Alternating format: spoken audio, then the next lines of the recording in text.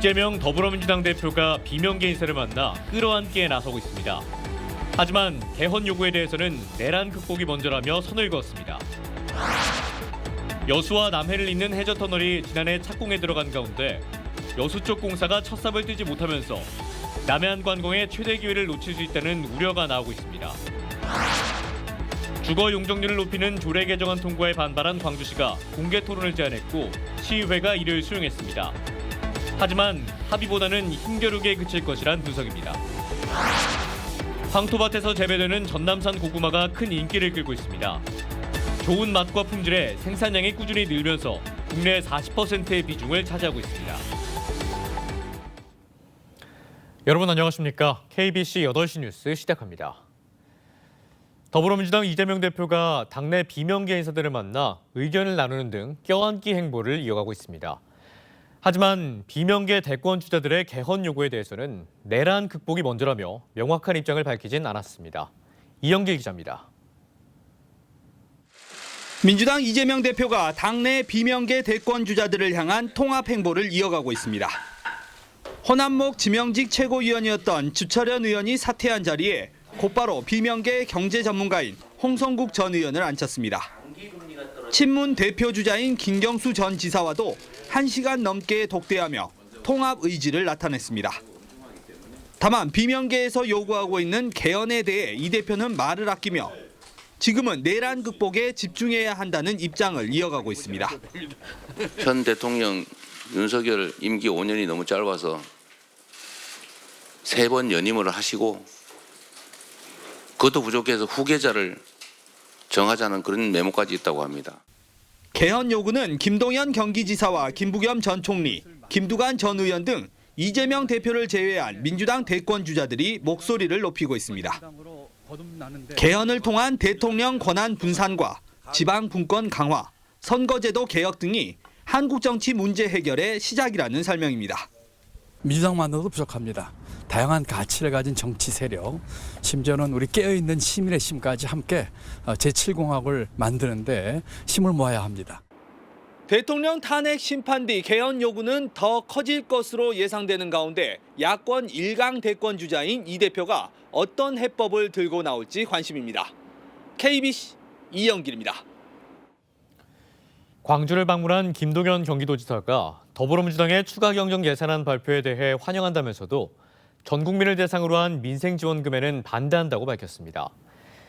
김 지사는 오늘 오전 광주경영자총협회 초청 특강에서 전날 발표된 민주당의 35조 원 규모 추경안 내용이 자신의 구상과 유사하다며 환영의 뜻을 밝혔습니다. 하지만 전 국민에게 똑같이 25만 원씩 지급하도록 규정한 민생회복지원금에 대해서는 한계 소비 성향과 정책 일관성 등의 문제가 있다며 더 어려운 계층에 보다 두터운 지원이 제공돼야 한다고 말했습니다. 김 지사는 특강 이후 옥현진 천주교 광주대교구 대주교와 강기정 광주광역시당 면담 등으로 1박 2일 광주 일정을 모두 마무리했습니다. 김영록 전남지사가 내일 광주에서 열리는 윤석열 탄핵 촉구 집회에 참석해 역사의 퇴행을 막겠다고 밝혔습니다. 김 지사는 페이스북에 내란 선동 세력을 부추기며 역사를 퇴행시키는 극우 인사들이 민주의 성지 광주에 오는 것을 도저히 묵과할 수 없다며 이같이 말했습니다. 종교단체 세이브코리아는 내일 광주 금남로에서 윤석열 탄핵 반대를 촉구하는 국가 비상기도회를 열겠다고 예고했습니다. 이에 대해 광주 비상행동은 14차 총궐기 대회를 열어 윤석열 탄핵 열기를 모아 극우단체의 주장을 압도하겠다고 말했습니다. 광주경찰이 동구 금남로에서 열리는 윤석열 대통령 탄핵 찬반 집회 안전관리에 주력합니다. 광주경찰청은 내일 오후 각각 열리는 지역 시민단체와 개신교 극우단체 윤석열 탄핵 찬반 집회 장소를 구분하기 위해 금남로에 질서 유지선과 차벽을 설치한다고 밝혔습니다. 경찰은 성향이 다른 두 단체의 평화적 집회 시위를 보장하되 불법 행위에 대해서는 엄정 대응할 계획입니다. 지역의 수건 사업 가운데 하나였던 여수 남해 해저터널이 지난해 착공에 들어갔습니다. 투자 유치부터 공사까지 순조롭게 진행되고 있는 남해 쪽과는 달리 여수 쪽은 보상 문제에 가로막혀 아직 첫 삽도 뜨지 못하고 있습니다. 박성우 기자가 취재했습니다. 여수와 경남 남해군을 잇는 해저터널 공사 예정지입니다.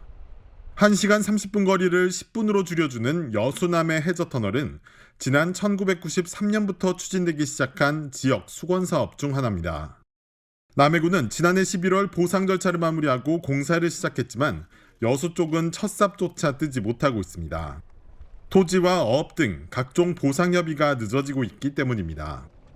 그래서 올해 상반기에 이제 원만하게 보상이 이루어진다면 하반기부터는 공사가 정상적으로 착공될 수 있을 것으로 예상하고 있습니다. 남해군은 관광 인프라 구축에도 속도를 내고 있습니다. 남해 쪽 해저터널 진출입구 인근에는 민간 기업이 2,500억 원을 투자해 관광단지를 조성하기로 했습니다.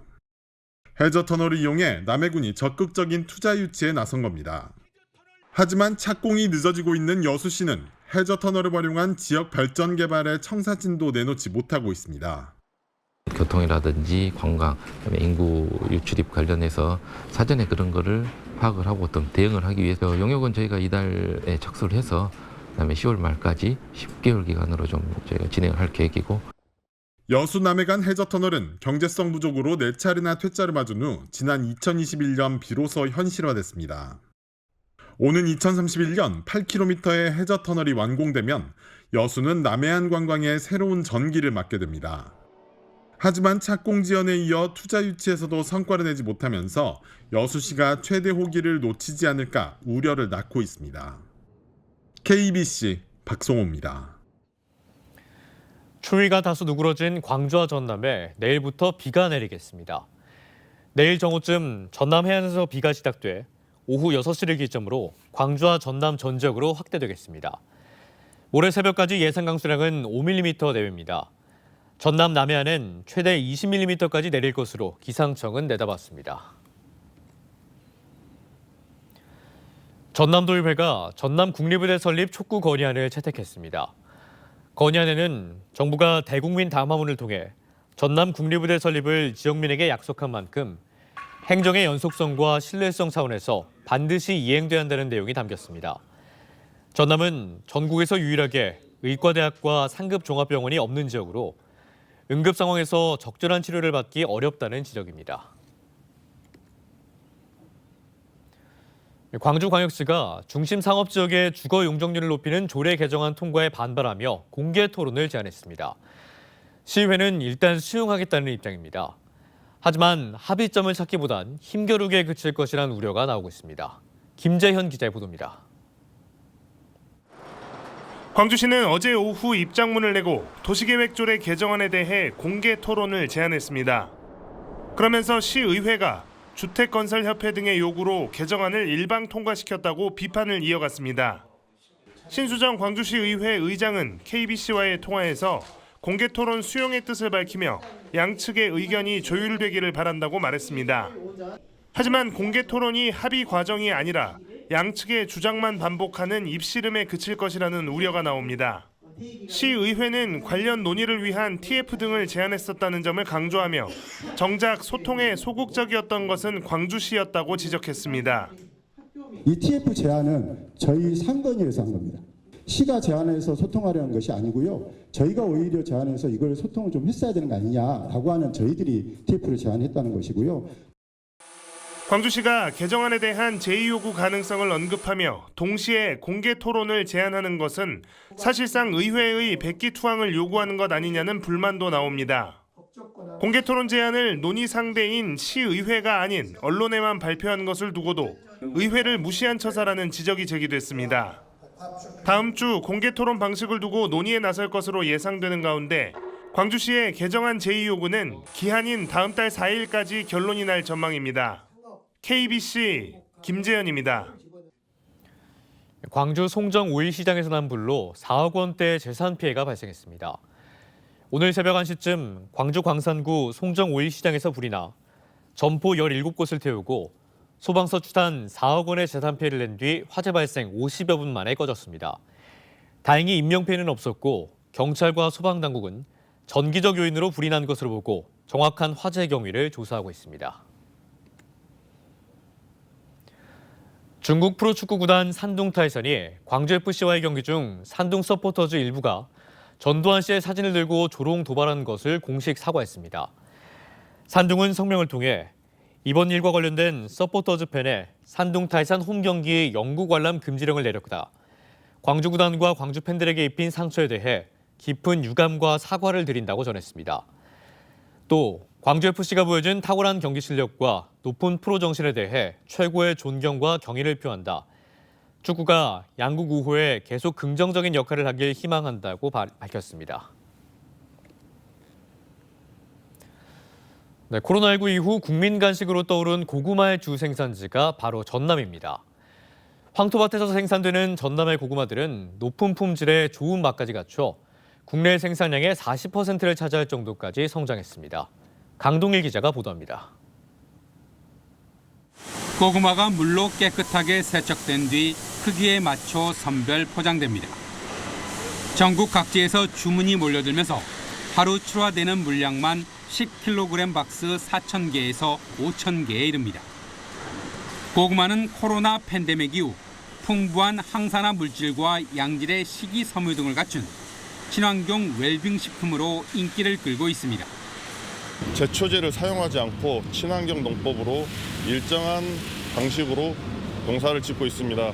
그로 인해서 맛과 품질이 일정하며 영암과 해남 무안에서 주로 재배되는 전남산 고구마는 지난 2023년 11만 7천 톤이 생산돼 전국 비중이 39.2%에 이릅니다. 지난 2021년 30.9%에서 불과 2년 만에 40%에 육박할 정도로 크게 늘었습니다. 고구마는 쌀보리, 밀, 옥수수, 감자 등 다른 밭작물에 비해 가격이 안정적이고 단위 면적당 소득도 높습니다. 더 큰 이유는 영암과 해남 무안의 뛰어난 황토질 토양에서 생산된 고구마의 맛과 품질이 우수해 소비자들의 만족도가 높다는 데 있습니다. 황토밭에서 생산된 고구마가 당도가 훨씬 더 높은 것으로 나와 있고 소비자들이 단 고구마, 반 고구마, 호박 고구마를 찾고 있기 때문에 거기에서 소비자 기여도가 높아서 특히 고구마는 최근 고구마빵과 아이스 고구마, 고구마칩 등 다양한 가공식품으로 선보이며 젊은 입맛까지도 사로잡고 있습니다. KBC 강동일입니다. 더불어민주당 소속 산업통상자원 중소벤처기업위원회 위원들이 해상풍력의 공공성 강화가 필요하다고 강조했습니다. 더불어민주당 정진욱 의원 등 산자위 소속 의원들은 오늘 국회에서 기자회견을 열고 지금대로 해상풍력특별법이 통과되면 국내 해상풍력이 사실상 외국 자본과 대기업 중심 민간 사업자에게 넘어갈 수 있다며 이같이 말했습니다. 그러면서 발전 공기업이 참여해 해상풍력 이익을 공기업과 나아가 국민들에게 돌릴 필요가 있다고 강조했습니다. 법원이 더불어민주당 정준호 의원의 공직선거법 위반 사건에 대한 공소를 기각했습니다. 광주지법 제12형사부는 오늘 정 의원의 공직선거법, 정치자금법 위반 사건에 대한 선고 공판에서 법률 위반이 명백하다며 공소 기각 판결을 내렸습니다. 재판부는 정 의원 사건을 수사한 검사가 권한을 넘어 공소까지 제기해 형사소송법과 검찰청법을 어겼다고 판단했습니다. 수사 기소 검사를 분리하자는 검찰의 절차적 하자로 사건 실체에 대한 판단 없이 소송을 종결한 건데 검찰이 재기소할 것으로 관측됩니다. 술에 취한 손님이 소란을 피운다며 14시간 동안 감금하고 폭행한 식당 업주가 구속됐습니다. 광주 광산경찰서는 지난달 19일 밤 11시 50분쯤 광산구 산정동 자신이 운영하는 식당에서 40대 손님을 둔기로 폭행해 전치 6주의 부상을 입히고 감금한 혐의로 50대 A씨를 구속했다고 밝혔습니다. A씨는 피해자가 술에 취해 소란을 부리자 이 같은 일을 저지른 것으로 드러났고 경찰은 정확한 경위를 조사하고 있습니다.